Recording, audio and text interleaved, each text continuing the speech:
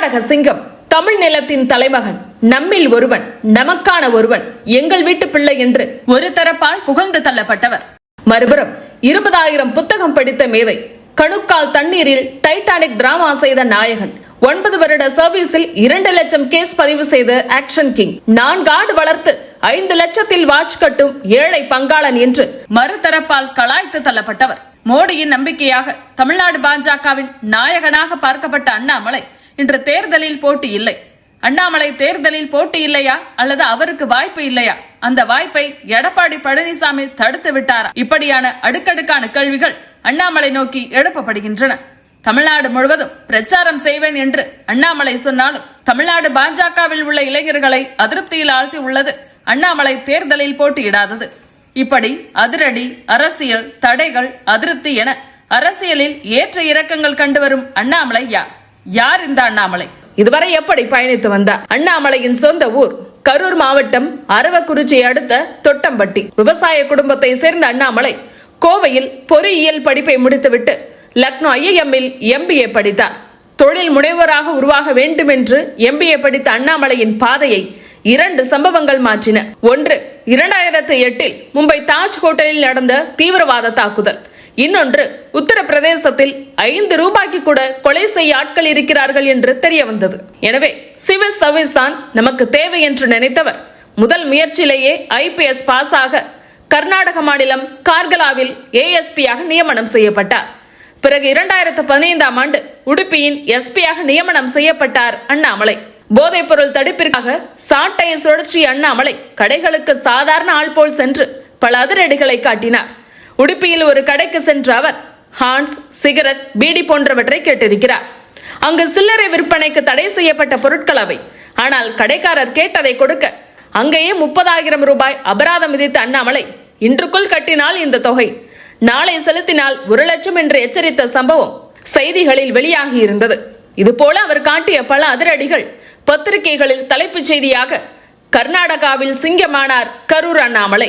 இறுதியாக பெங்களூருவில் துணை கமிஷனராக பதவி உயர்வு பெற்று அங்கு வேலை பார்த்து கொண்டிருந்த அண்ணாமலை திடீரென 2019-ஆம் ஆண்டு தன்னுடைய பதவியை ராஜினாமா செய்துவிட்டு தமிழ்நாட்டிற்கு திரும்பிவிட்டார்.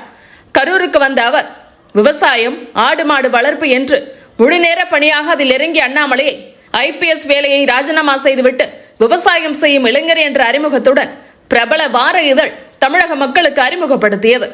IPS வேலை வேண்டாம், தற்சார்பு வாழ்க்கை போதும் என்று அதில் பேட்டி கொடுத்திருந்த அண்ணாமலையை கரூருக்கு வந்த கர்நாடக சிங்கம் என்று குறிப்பிட்டது அந்த வார இதழ். பி த லீடர்ஸ் என்ற அமைப்பை தொடங்கி அதன் மூலம் விவசாயம் மற்றும் அது சார்ந்த விஷயங்களுக்காக உதவி கொண்டிருந்த அண்ணாமலையை இளைஞர்கள் பலருக்கு பிடித்து விட்டது. IPS ஆவதை வாழ்நாள் லட்சியமாக கொண்டு செயல்படுபவர்கள் மத்தியில் கிடைத்த வேலையை உதறிவிட்டு விவசாயம் பார்க்க வேண்டும் என்றால் எப்பேற்பட்ட துணிவு வேண்டும் என்று அண்ணாமலையை பார்த்து ஆச்சரியப்பட்டனர். ஆனால் அண்ணாமலையின் ராஜினாமா திட்டமிட்ட ஒன்று. பாஜகவின் முக்கிய முகமான BL சந்தோஷுடன் ஏற்பட்ட நட்பால் RSS தொடர்பு கிடைத்தது அண்ணாமலைக்கு.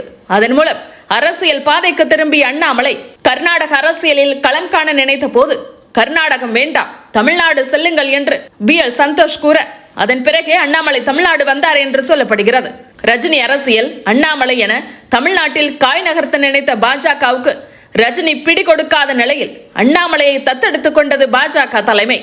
தமிழ்நாடு பாஜகவினருக்கு டெல்லி தலைமையுடன் அவ்வளவாக நெருக்கமில்லாத பட்சத்தில் அது அண்ணாமலைக்கு கை கொடுத்தது. பாஜகவில் இணையும் முன்பே BL சந்தோஷ் மூலமாக டெல்லி பாஜகவில் முகம் காட்ட தொடங்கி இருந்தார் அண்ணாமலை. எனவே அண்ணாமலைக்கு டெல்லி கொடுத்த முக்கியத்துவத்தால் கட்சிக்குள் சேர்ந்தவுடனே துணைத் தலைவர் பதவியை பெற்றார் அண்ணாமலை. தமிழ்நாடு பாஜக தலைவராக இருந்த முருகன் அமைச்சரவையில் இடம் பிடிப்பதற்கு முன்பே அடுத்த தலைவர் அண்ணாமலை தான் என்பதை உறுதி செய்தன ஊடகங்கள். நினைத்தது போலவே பாஜக மாநில தலைவரானார் அண்ணாமலை. தமிழ்நாடு பாஜகவில் பல சீனியர்கள் இருக்க கட்சியில் இணைந்த குறுகிய காலத்திற்குள் அண்ணாமலை தலைவரானது பலருக்கும் ஆச்சரியத்தை ஏற்படுத்தியது. ஆனால் அதற்கான தேவை பாஜகவில் இருந்தது. அதிமுகவின் பின்னாலேயே பாஜக இயங்க வேண்டிய சூழல் இருந்த நிலையில் பாஜகவுக்கென்று தனித்த களம் தேவைப்பட்டது. அதை உருவாக்க முன்பிருந்தவர்கள் யாரும் பெரிதாக முயற்சி எடுக்கவில்லை. அதனாலேயே அண்ணாமலை மீது அக்கட்சியினருக்கு பலத்த எதிர்பார்ப்பு இருந்தது. அண்ணாமலை பொறுப்புக்கு வருவதற்கு முன்பு பொது இடங்களில் பேசி சர்ச்சைக்குள்ளான சீனியர்கள் பலர் ஓரங்கட்டப்பட்டனர். பாஜகவின் தனித்தனி முகங்களாக இருந்த நிலையை மாற்றி பாஜக என்றால் அது நான் தான் என்று தன்னை முன்னிறுத்தி கொண்டார் அண்ணாமலை.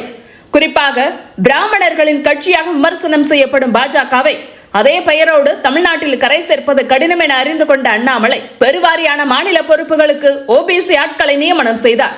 பாஜகவை முழுக்க முழுக்க தமிழ்நாடு சார்ந்த தமிழகம் ஏற்கும் கட்சியாக மாற்ற வேண்டும் என திட்டமிட்டு நடவடிக்கைகளில் இறங்கினார் அண்ணாமலை. இதோடு தினம் தினம் செய்தியாளர்களை சந்திப்பது, திமுகவை கடுமையாக எதிர்ப்பது, எந்த பயமும் இன்றி எதையும் அணுகுவது என்று தனக்கென ஒரு பாணியை உருவாக்கி கொண்டார். செய்தியாளர் சந்திப்புகளில் பேசும்போது இது பழைய பாஜக அல்ல என்பதை அவர் அடிக்கடி குறிப்பிடுவதை கவனித்திருக்கலாம். கூட்டணி கட்சிகளை பாஜகவின் மற்ற தலைவர்கள் அணுகிய விதமும் அண்ணாமலை அணுகும் விதமும் வேறு வேறானது.